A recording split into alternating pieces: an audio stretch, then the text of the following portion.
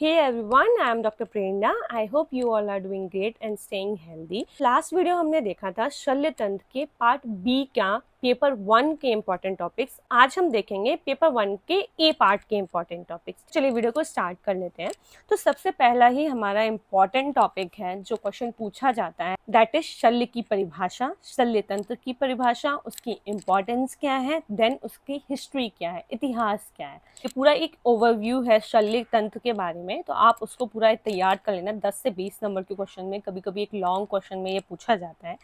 तो मैंने क्या किया था ना, इसकी जो भी थ्योरी थी वो मैंने बुक से ही पढ़ी थी, बट मैंने इसके श्लोक्स को ऐसे लिख लिया था ताकि मुझे याद रहे। अपने एग्जाम में ये श्लोक्स डालने ही डालने हैं, क्योंकि जब हमें सब्जेक्ट्स पे क्वेश्चंस आते हैं, जैसे शल्य पे या शल्य तंत्र पे सीधे क्वेश्चन आ गया, तो आपको उसको अच्छे से एक्सप्लेन करना होता है। तो आपको उसमें आयुर्वेद के श्लोक्स भी डालने पड़ेंगे। अगर आप श्लोक्स नहीं डालोगे तो एग्जामिनर आपको अच्छे मार्क्स नहीं देगा। उसके बाद है हमारा नेक्स्ट टॉपिक यंत्र। वेरी इंपॉर्टेंट टॉपिक है, यहाँ से क्वेश्चंस आते हैं। तो मैंने क्या किया था, जैसे कि यंत्र के प्रकार कितने 6, उसके बाद भी उनमें कई सारे टाइप्स हैं। तो मैंने यहाँ पर यूट्यूब से हेल्प ली थी और मैंने किसी के लेक्चर्स देखे थे। मुझे ऐसे नाम याद नहीं है, पर पूछेंगे तो मैं ढूंढ के आपको बता दूंगी। कुछ छोटे छोटे श्लोकास भी मैंने ऐड कर लिए थे, जैसे सर्व शरीर वाद कर्म शल्यम। ठीक है, तो ये इस तरीके से आपको क्या करना है, यंत्र में यंत्र के प्रकार, उसके बाद यंत्र की कितनी संख्याएं हैं, देन यंत्र के गुण, दोष और कार्य। अगर आपको मेरे नोट्स चाहिए ना, तो आप टेलीग्राम से देख सकते हैं। मैंने काफ़ी कंसाइज फॉर्म में नोट्स बनाए थे ताकि मुझे ना एंड मोमेंट पे याद करने में और रिवाइज करने में प्रॉब्लम ना हो।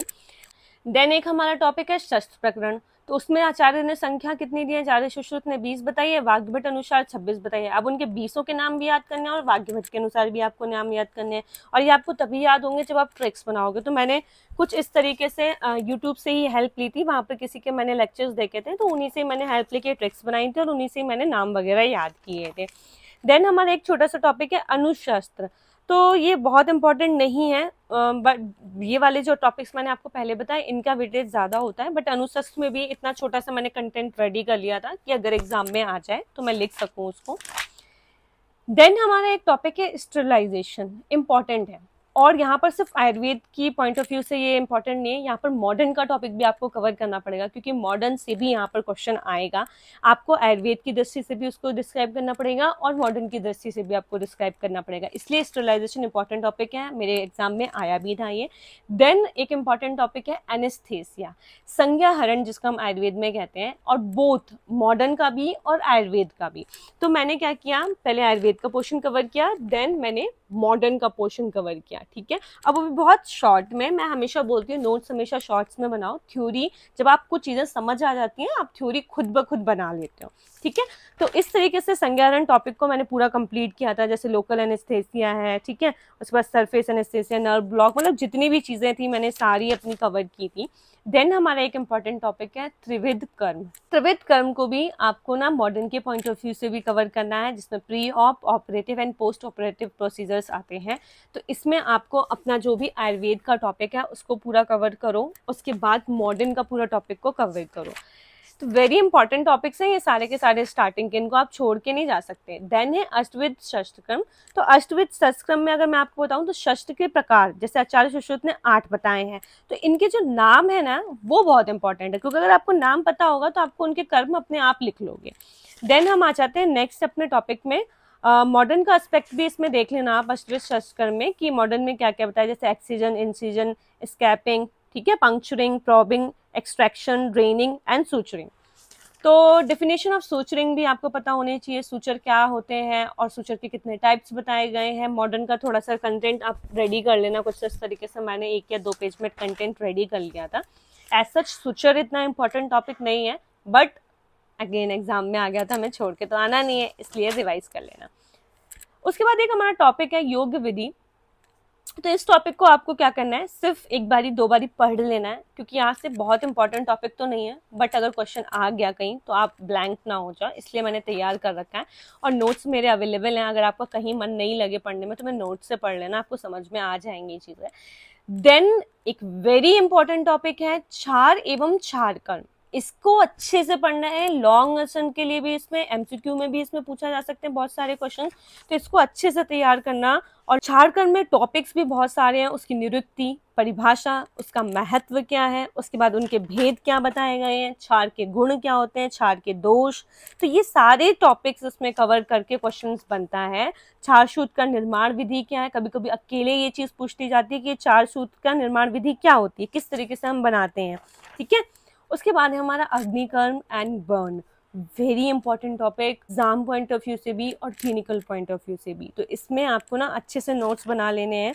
उसके बाद आचार्य सुश्रुत ने दहन के 4 प्रकार बताए हैं, वाग्भट ने भी 4 प्लस 3 अतिरिक्त भी बताए हैं। तो मैंने कुछ इस तरीके से ना इनके डायग्राम वगैरह भी बनाए थे नोट्स में, ताकि मैं ज़्यादा अच्छे से रिलेट कर पाऊँ चीज़ों को और मुझे मेरी जो मेमोरी है वो देर तक रहे। तो इस तरीके से आपको अपने नोट्स बना लेने हैं। उसके बाद एक टॉपिक है हमारा बंधन।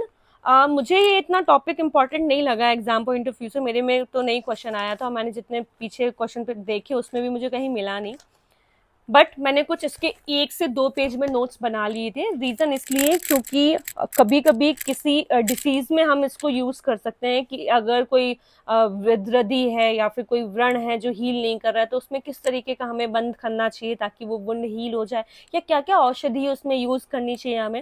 देन एक इम्पॉर्टेंट टॉपिक है षड्क्रिया काल, ठीक है। तो ये जो हमने ना रोग निदान में पढ़ा था, संचय प्रकोप, ये वाला जो टॉपिक है यही है, बस थोड़ा सा और एडवांस फॉर्म में है। तो रोग निदान में ये क्वेश्चन बहुत फेमस है, आता है, और इसमें भी बहुत फेमस है ये क्वेश्चन आता है। किसी भी पर्टिकुलर डिसीज को भी लेके आप एक्सप्लेन करो, ऐसे करके क्वेश्चन आता है कि षड्क्रिया काल क्या होती है, और पर्टिकुलर किसी भी डिसीज को लेके उसकी एक एक अवस्था का वर्णन करिए आप। देन है प्रनष्ट शल्य, that is retain foreign body.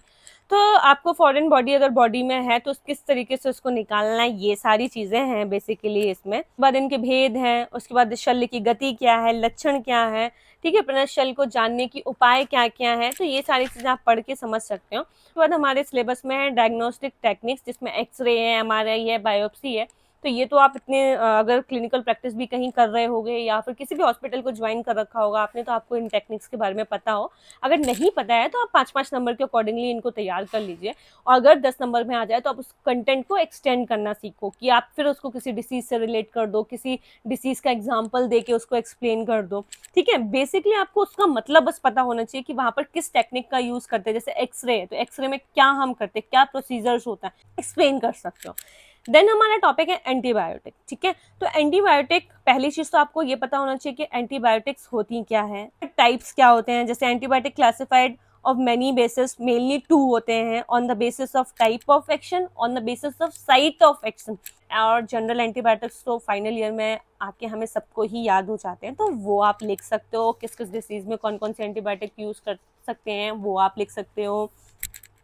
उसके बाद एंटी इन्फ्लेमेटरी ड्रग्स क्या होती हैं, तो आप उनको बारे में पढ़ लेना। और जैसे fluid, electrolyte, acid base and nutrition है, ये कुछ छोटे छोटे टॉपिक्स हैं। एसिड बेस बैलेंस, तो ये टॉपिक सबको अवॉइड नहीं करने, ये एग्जाम्स में आते हैं। मैं आपको बता दूं, मेरे एग्जाम में यहाँ से एक क्वेश्चन आया था, फ्लूइड से रिलेटेड आया था कि फ्लूइड को डिस्क्राइब करिए और हमारी बॉडी में कितने % वाटर होता है, इससे रिलेटेड समथिंग क्वेश्चन आया था। तो मुझे ये बहुत हेल्प किया था, तो मैंने एक पेज में इसको पूरा कवर अप किया था। बेसिक नॉलेज तो हमें होती ही है, बस हमें एक सिंक्रोनाइज वे में और एग्जैक्ट वैल्यू पता होनी चाहिए, जैसे सोडियम, कैल्शियम, मैग्नीशियम, क्लोरीन, तो इन सब की वैल्यूज क्या है हमारी बॉडी में नॉर्मली, वो पता होनी चाहिए। तो ये थे शल्यतंत्र पेपर 1 के इंपॉर्टेंट टॉपिक्स। तो आई होप ये वीडियो आपके लिए इन्फॉर्मेटिव हो। अगर कोई चीज़ मुझसे छूट गई हो तो let me know in the comment box. अगर वीडियो पसंद आया और इन्फॉर्मेटिव हो तो प्लीज़ वीडियो को लाइक कर देना, मेरे चैनल को सब्सक्राइब कर लो। Thank you for watching my channel, bye bye.